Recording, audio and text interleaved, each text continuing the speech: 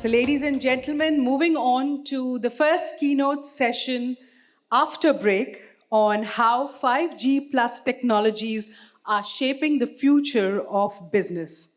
Our speaker, Mr. Dharmender Khajuria, Head Network Partnerships, Bharti Airtel.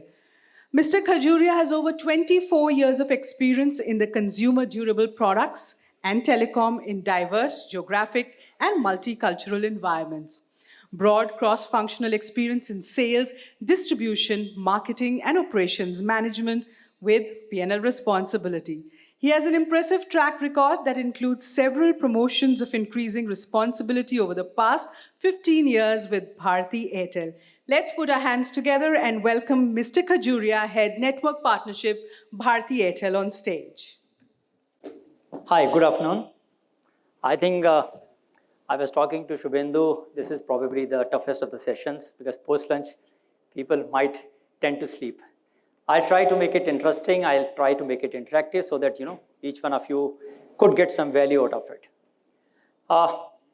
As the session is how, 5G is shaping how future looks like, what 5G can add value to our existing businesses. I'll just talk, there are 6-7 slides, but to make it more interactive, if there are questions at the end of the session, I would love to take those questions and try to answer, those questions. Yeah. So we talk about 5G, okay, and we have been talking about 5G as such. But what is 5G and how things are changing? The connectivity, we had, whether it was 2G, 3G, 4G, connectivity was always there, okay? We talk about certain other features in terms of saying ultra low latency, probably that has come. But if you see from a connectivity perspective, from efficiency perspective, probably we were there. And how the things are changing and what are the business models, particularly the model, are the businesses, are the industries which 5G can impact. I'll talk around that. And if you see in my slide, I've painted only few of the things, like smart cities, like smart agriculture. But to my mind, I think 5G can change many things. If I sum it up, it will be anything that moves can have a 5G chip, and that can revolutionize everything. Now, 5G, everybody is talking about 5G for the last 2 or 3 years. It started in 2019, not in India, but 2019 it started. But India has been the country which has taken the adoption of 5G has happened really fast. Now, I'm talking about key features. And why am I talking about the key features? Because in the last 1.5 years, maybe 2 years, you must have heard many things about 5G. And each one of you might be knowing about it. But I'm just re-emphasizing because basis these features, the use cases are coming. Basis these features, the new models are going to be adopted. First is the faster speeds. 4G had speed, okay? But 5G, 10 times the kind of speed which 4G was offering. Now, what happens? What changes with the speed? I think with the speed, streaming services can happen. With the speed, since you're getting the response at a near real time, so many things in terms of saying healthcare, in terms of robotic surgery, in terms of autonomous vehicle, all those industries can be impacted. If we talk about low latency, again, faster speed coupled with low latency. When you're saying low latency, normally we use the term URLLC, which is ultra reliable low latency communication. If that is happening, so that means the response time between the machine to machine or machine to any system is going to be really fast. If it is ultra fast, if it is NRT, which is near real time, that means the critical applications where you have a less than 5 millisecond kind of a response, you can get in those kind of industries. If we talk about capacity, I think that is the biggest change which has happened. The change, why I'm saying so, in case of 4G, the capacity was slightly limited, but if you talk about concurrency of devices, and this comes handy when we talk about IoT devices, because now currently when I'm speaking to you, almost 2 billion IoT devices are already there. IoT devices on NB-IoT, which is narrowband IoT, or we call it LTM. Okay, now with 5G coming in, how things are going to take shape, I'll talk about it separately on a slide. Specifically on RedCap. Enhanced reliability, in any case, we are talking about enhanced connectivity, EMBB, we call it, enhanced mobile broadband communication. So that is helping, and basis these features only, basis these features, what I'm talking about, the entire modeling, entire businesses can change. Moving on. Now, what are the kind of innovation which are happening? First, I'll talk about smart manufacturing. People are saying Industry 4.0, Industry 5.0. I mean, they are naming it. But what is the difference between automation and Industry 4.0? I think during automation, some of the processes, a part of the processes was being automated. That means a machine is putting the chips or putting some chipsets here and there. But here, when we are saying Industry 4.0, that means all the machines. Mostly all the machines can talk to each other through sensors, through IoT, and then it can completely change the complexion, the way we work, the way we manage our inventories. It can really change. We talk about since response time is very, very fast, so that means all the smart city applications, all the autonomous vehicles. So vehicles are going to talk to each other. Okay, so V2V communication, V2I, which is infrastructure, or V2, anything. If that starts happening, just imagine, in a country like India, if that comes to India, maybe 2 years down the line, 3 years down the line, if that starts happening, how many road accidents can be saved? Because your vehicle will get to know that it is going to, it is going to get bumped. Or at the same time, if it is talking to the signs, it is talking to the, the red lights, I think entire complexion can change. Similarly, if we talk about healthcare, connected healthcare, when I'm saying connected healthcare, looking at India kind of a country where almost more than 60% of people are staying in rural, they have a limited access to rural healthcare. I think 5G can be a game changer for us. Reason is very simple. If the devices are connected, if somebody is in the rural area, is looking at somebody's health, and that report can immediately go to the doctor sitting in Mumbai or Delhi, I think that can change. I mean, immediately you can scan, you can get the report, you can prescribe what needs to be done. I think, to my mind, education and healthcare for Indian kind of a market is extremely, extremely important for us. We know the kind of population we have, we know the rural, setups, and this can be a game changer for us, and this is changing. Then, of course, entertainment.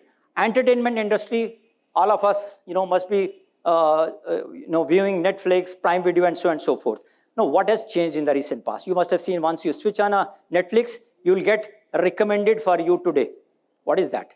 That is what 5G and AIs are working. If you're looking at a thriller movie in Netflix, next time you will get the first recommendation is going to be thriller. If you're saying, I love this movie, so that means the customer preferences, the way customer wants to purchase, the purchase experience, omni-channel, I think everything is going to change with this. So that means I've just picked a few. There are hundreds of examples where 5G can change. Now, let's look at how the models are changing, the new business model.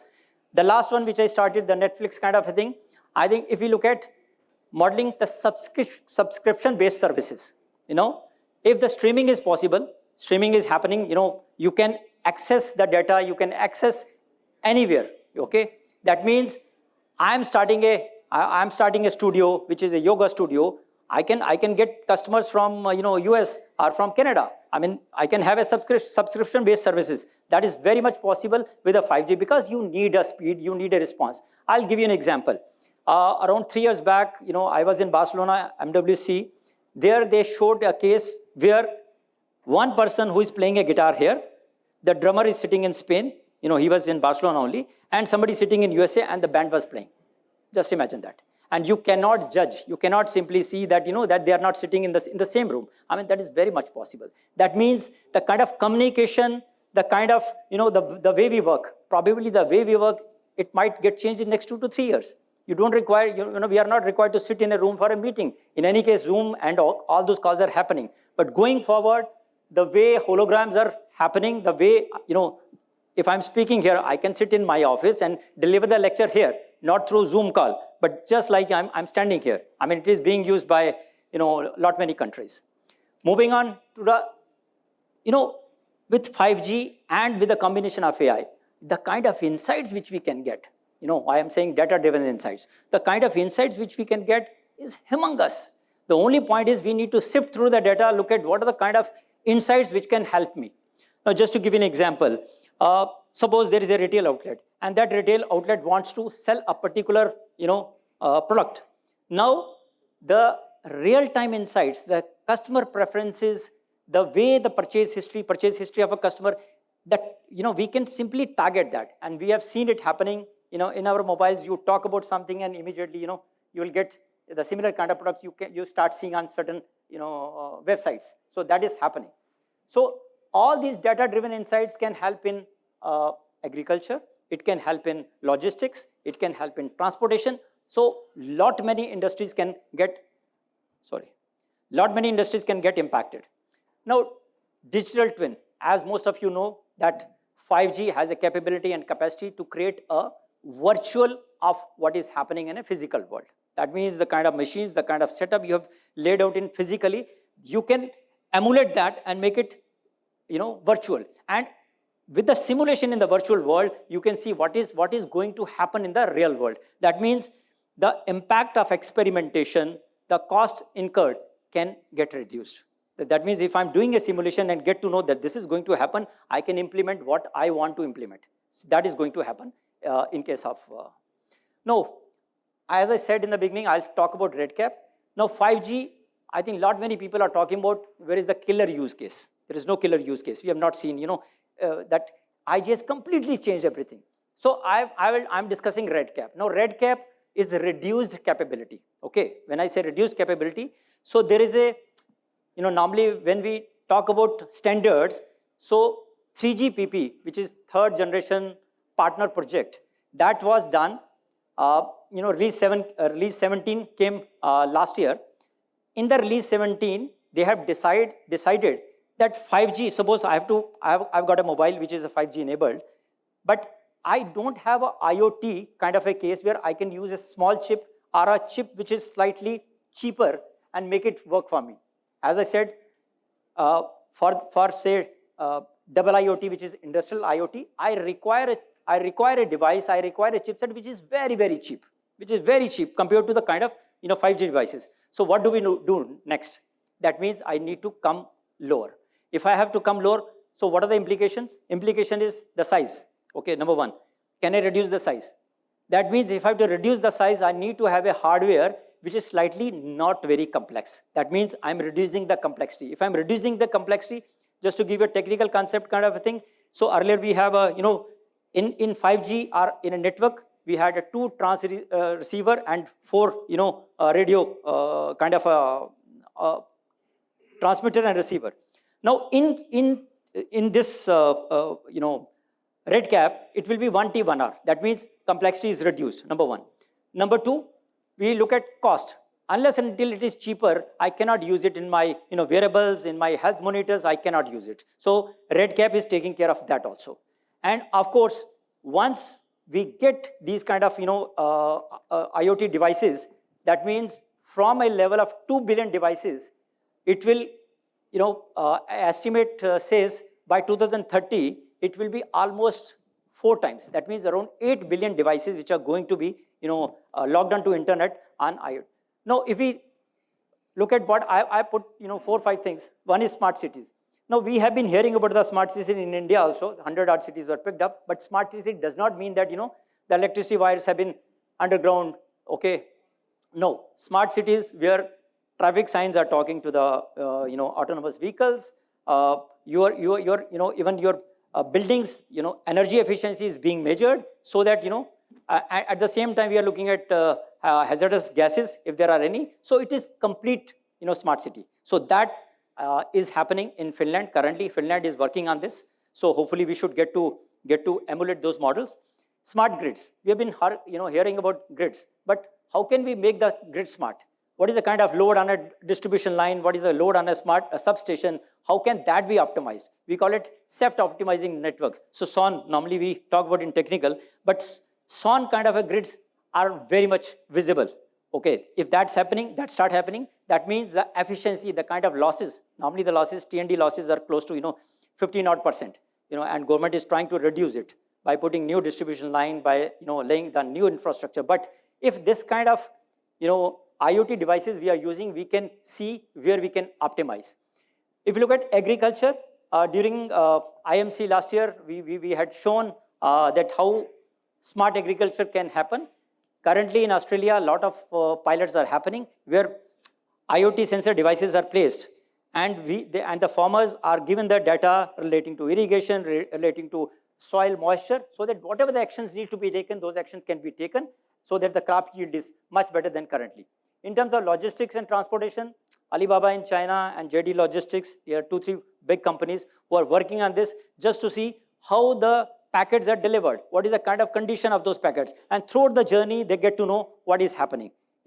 That has started happening in our case also. If you look at speed post, you have the number, you can track that, but they at their level, they are looking at how it is being transferred. So while going, just like we look at our GPS kind of a thing, so that is visible to them.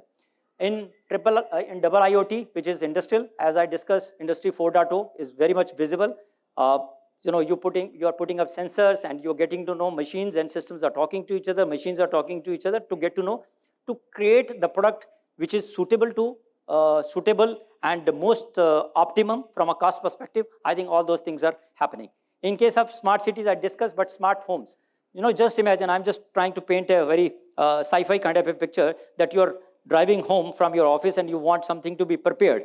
Just imagine that, you're giving a message to Siri saying, just look at the fridge and see what can be prepared. So Siri is giving you option, looking at your fridge, so what material is available, and giving you 2-3 options. These are the things which can be prepared. I mean, just imagine that. And you never know, going forward, once you are there, the dinner is prepared by some machine.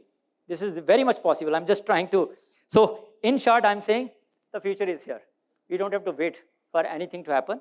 It is just the adoption of the new use cases, the adoption of 5G across, and I think we are going to get much more use cases and similar kind of things what I've described.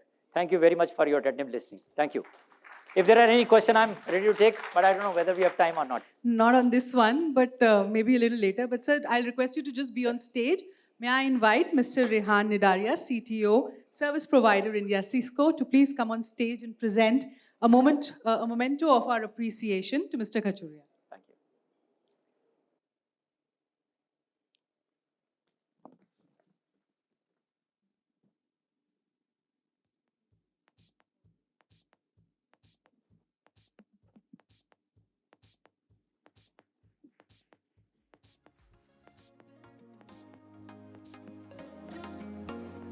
Thank you so much, gentlemen.